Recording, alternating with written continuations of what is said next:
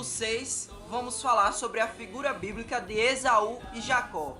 Será mesmo que Jacó foi aquele rapaz que se aproveitou da situação?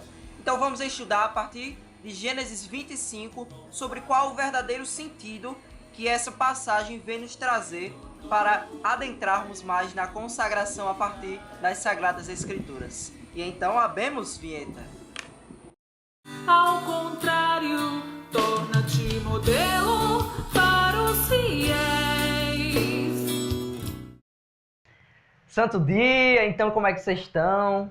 Mais um capítulo do tratado, capítulo 6. Vamos falar sobre uma figura bíblica da perfeita devoção, a figura de Rebeca, prefiguração de Nossa Senhora, e Jacó, o seu filho, o seu filho predileto.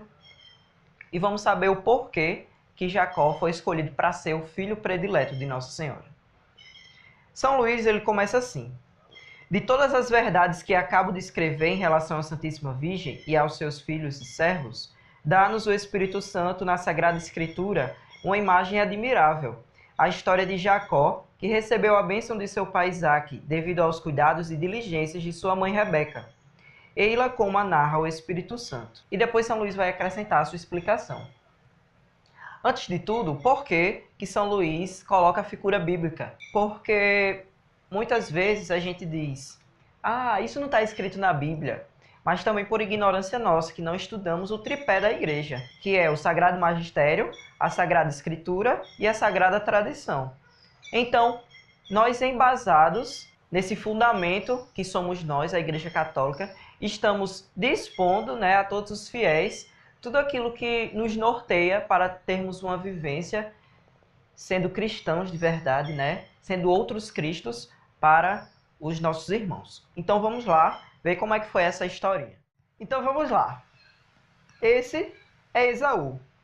Esaú tinha vendido o direito de primogenitura a seu irmão Jacó, esse aqui. Vários anos mais tarde, Rebeca, sua mãe, que amava ternamente Jacó, assegurou-lhe esta primazia por meio de um santo expediente, todo cheio de mistérios. Isaque, o pai, sentindo-se muito velho, quis abençoar os seus filhos antes de morrer.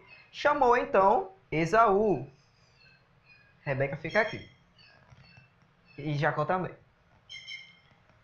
E chamou então Esaú, o filho que amava, e ordenou-lhe que fosse caçar alguma coisa para que ele fosse comer, a fim de em seguida lhe dar a sua bênção. Então disse: já Esaú, meu filho, vá buscar alguma coisa para mim comer. Mim não, porque mim não come nada. Para eu comer. Em seguida, Esaú foi. Rebeca avisou imediatamente a Jacó: Jacó, meu filho, busque 2 cabritos do rebanho. E depois que Jacó foi buscar os cabritos, chegou para que sua mãe pudesse preparar para Isaque, porque sabia do que ele gostava. Então vestiu Jacó com vestes, cobriu-lhe as mãos e o pescoço com a pele dos cabritos, para que o pai, que era cego, julgasse pela pele da mão, que era Esaú, embora ouvisse a voz de Jacó. Efetivamente, Isaque, surpreendido ao ouvir-lhe a voz, que julgou ser a de Jacó, mandou aproximar-se. Se aproxime mais, meu filho. Então, tendo-lhe apalpado as mãos, cobertas de pele, disse que na verdade a voz era de Jacó, mas que as mãos eram de Esaú. Depois de ter comido, de ter aspirado ao beijar o filho, o aroma do seu vestido perfumado, abençoou-o, desejando-lhe o orvalho do céu e a fecundidade da terra. Estabeleceu o Senhor de todos os seus bens e concluiu a bênção por estas palavras: aquele que te amaldiçoar será também maldito, e o que te abençoar será acumulado de bênçãos. Mal Isaque terminara de pronunciar estas palavras, entrou Esaú trazendo, já preparado, aqui Esaú, trazendo já preparado o que tinha apanhado na caça, para que o pai abençoasse em seguida. Este santo patriarca ficou tomado de extrema surpresa. Como assim? Ao compreender o que se tinha passado. mas longe de retratar o que fizera, confirmou, pois reconhecia neste proceder claramente o dedo de Deus. Então Esaú irrompeu em grandes brados, como nota a Escritura, e vociferando contra a fraude do irmão, perguntou ao pai se tinha só uma bênção. Meu pai, e só tem essa bênção? Notam, neste ponto, os santos padres, que Esaú é a imagem daqueles que, conciliando facilmente Deus com o mundo, querem gozar ao mesmo tempo das consolações do céu e da terra. Isaque, movido pelos gritos de Esaú, abençoou por fim, mas com uma bênção terrena, e submetendo-o ao irmão. Concebeu Esaú, por isso, o ódio tão profundo contra Jacó, que para matá-lo só esperava pela morte do pai. E Jacó não teria podido evitar a morte de Rebeca, sua querida mãe, o não tivesse salvado pelas diligências e pelos bons conselhos que lhe deu, os quais ele seguiu com fidelidade. Então, entenderam a história? Eram muitas folhinhas iguais, né? Mas, enfim, eu vou explicar para vocês. Em primeiro lugar, eu queria caracterizar a figura de Esaú e a figura de Jacó.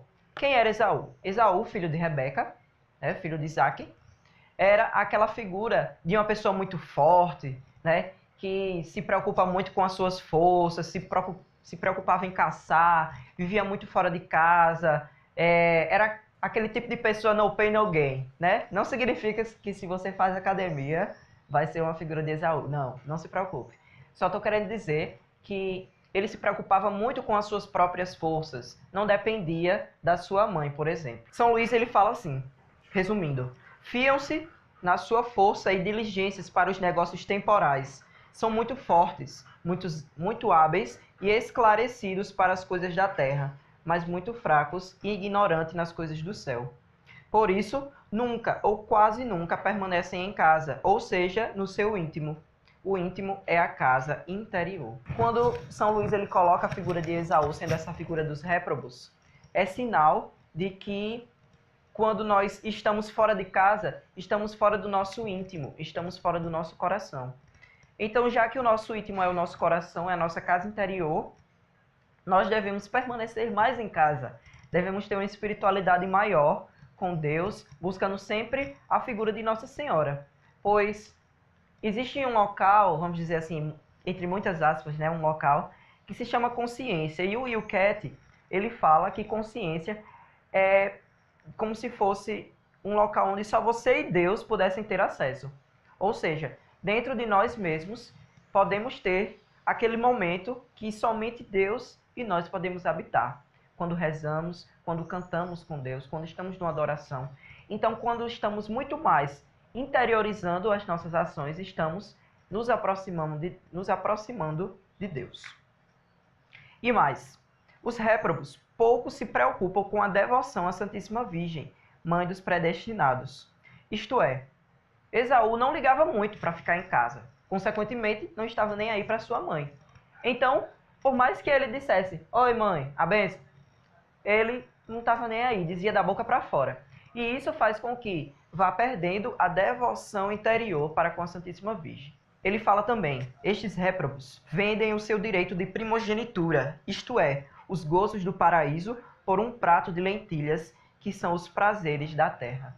Ou seja, Esaú, vendendo seu direito de primogenitura por um prato de lentilhas, por um prato de comida, ele faz com que as coisas da terra sejam mais importantes do que as coisas do céu, que foi o direito de primogenitura dado por Deus. Ou seja, ele, a qualquer momento, podia chegar, Jacó, e pedir o direito de primogenitura e ele daria, ou qualquer outra pessoa. Então eles fazem com que tudo aquilo que seja dado por Deus, tudo aquilo que seja dado divinamente a ele, seja colocado de lado. Não tenha muita importância na vida dele. Depois ele fala que os réprobos odeiam e perseguem continuamente os predestinados, aberta ou disfarçadamente. Flávio, o que são réprobos? Essa palavra é difícil, né? Réprobos significam reprovados. São aquelas pessoas que não passam a determinada conformidade.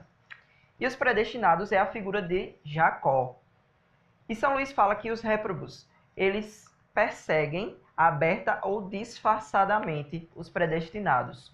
ou seja, aquela luta constante do mal contra o bem, pois não são contra homens de carne e osso que nós devemos lutar, mas contra os espíritos malignos, as potestades. Então, os predestinados, eles devem sempre se ater àquilo que é interior, para que aquilo que seja exterior não seja mais do que aquilo que é invisível aos olhos, assim como diz o Pequeno Príncipe. E agora a caracterização de Jacó, que é a figura dos predestinados. Jacó era o mais novo, era de complexão fraca, manso, pacífico, e estava habitualmente em casa para merecer a estima de sua mãe Rebeca, a quem amava ternamente. Ah, Flávio, então Jacó era aquele besta, é? Não, Jacó não era o besta. Pelo contrário, Jacó era de muita atenção, porque ele estava muito atento a tudo aquilo que sua mãe dizia para ele. Amava muito sua mãe e o honrava. Em todas as coisas se mostrava submisso à sua querida mãe, obedecendo-lhe inteiramente em tudo, prontamente e sem demora, e amorosamente, sem se queixar. Então isso mostra que ele estava, antes de tudo, exercendo a obediência cega, uma virtude de Nossa Senhora que São Luís fala no tratado, que obedece sem hesitar, por tudo que ela diz, por tudo que ela fala, que ela vem a dizer, seja no coração ou seja em atos, Jacó estava ali à disposição, sendo disponível para fazer tudo aquilo que fosse necessário. Depois São Luís vem chamar a atenção para as necessidades que Jacó consultava em todas as dúvidas. Por quê? Porque ele perguntou se não receberia a maldição do pai e acreditou, e confiou nela, e ela disse que tomaria sobre si essa maldição. Então ele poderia estar duvidoso, Vixe, e agora? Será que eu vou ser amaldiçoado pelo meu pai? Porque eu estou tendo o direito de primogenitura vendido por Esaú. E agora, como é que vai ser? Mas Rebeca prontamente disse que se algo acontecesse, ela traria a maldição para ela. Não porque a maldição aconteceria, mas para que Jacó ficasse mais calmo, ficasse com uma profunda confiança em Nossa Senhora. Depois, São Luís vem falar que Jacó gostava de retirar-se, Flávio, então eu vou viver no mosteiro, afastado de todo mundo, sem falar com ninguém, e vou viver só para mim. É isso? Não, não é isso. Quando São Luís coloca que gostava de se retirar, é porque ele gostava de estar muitos momentos com Deus. Só Deus e ele. Isso não significa que não está com o irmão, porque Jesus também está no irmão. Então, quando nós vamos ao encontro de Deus, vamos ao encontro do irmão, por exemplo, vamos à Eucaristia, vamos a uma Santa Missa, vamos a um asilo, enfim, das diversas formas nós podemos encontrar a Deus. Nós estamos amando. Estamos resumindo os 2 mandamentos que Deus colocou para que nós fizéssemos. E então, São Luís, ele vem colocar que a figura dos 2 cabritos significa o corpo e a alma. Então, Nossa Senhora, ela vai receber como coisa que lhe pertence e vai matar e fazer morrer para o pecado e para si mesmo. Então, tudo aquilo que há de mal em nós, no nosso corpo pecaminoso, Nossa Senhora vai fazer com que seja morto. E a nossa alma vai ser coisa que lhe pertence. São Luís, ele coloca que os 30 anos que Jesus passou na terra foi para glorificar seu Pai por uma perfeita e intensa submissão à sua Santa Mãe. Parece que esses 30 anos fica de fora da passagem de Jesus aqui na terra, porque quando Jesus vai à sua vida pública, ele passa mais ou menos 3 anos. Então, nesses 3 anos, Jesus faz muita coisa. E nos 30 anos? Será que Jesus fez bastante coisa? Então, São Luís ele coloca de forma submissa, porque Nossa Senhora também era mãe de Jesus, na figura humana. E na figura divina também, até porque ela é mãe de Deus, dogma da Igreja. E ao contrário, os réprobos, eles põem a confiança em si mesmo. E hoje em dia, na pós-modernidade, nós estamos vivendo essa relação de si próprio, de que eu me basto, eu tenho as minhas próprias forças, eu consigo resolver os meus próprios problemas, eu não preciso das outras pessoas, eu não preciso de Deus. É uma questão de transpessoalidade, né? Trazendo para o lado psicológico. Porque às vezes as pessoas estão tão distantes de Deus que a sua própria humanidade se basta. Então as pessoas vão colocando sua confiança em si, vão colocando sua confiança nos outros também, né?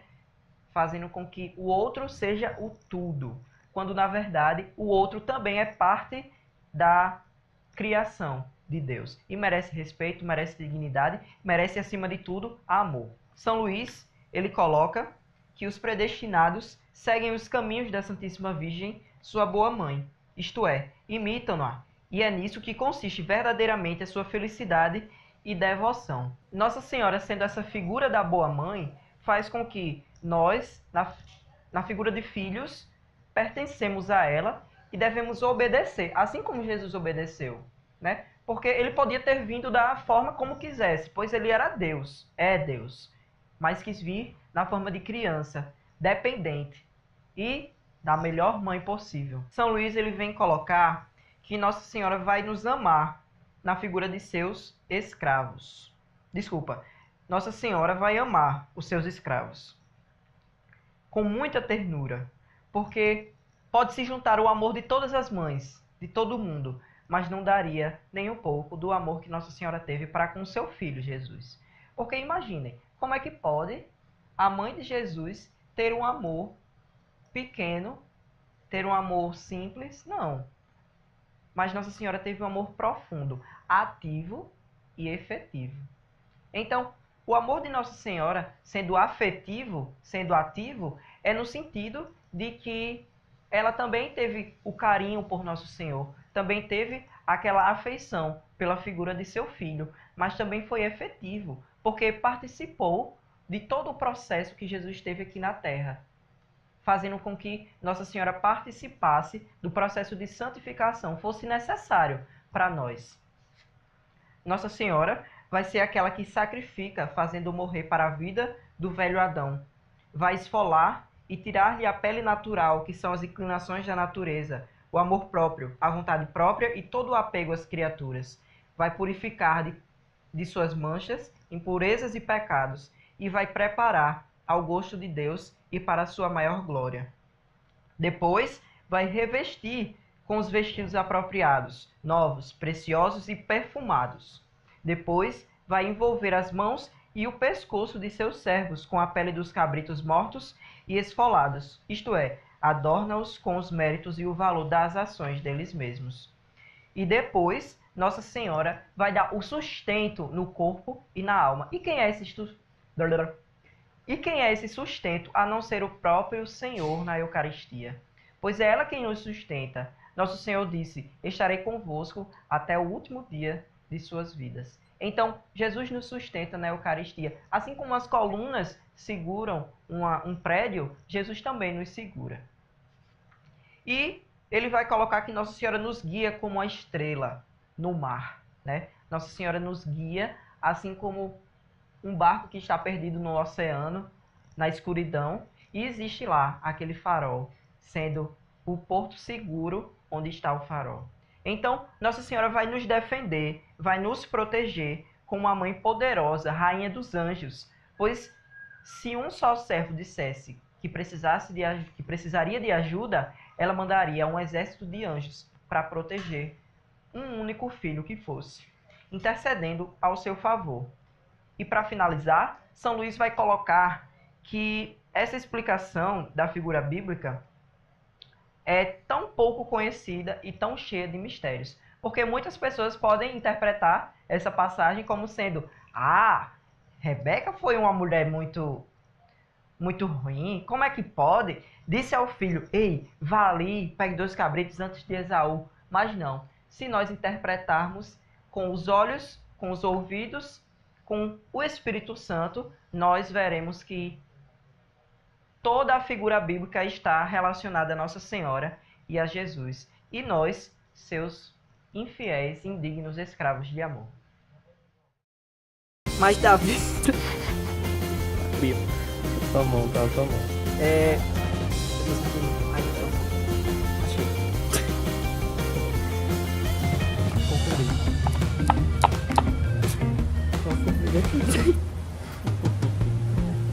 Vamos falar sobre a figura bíblica.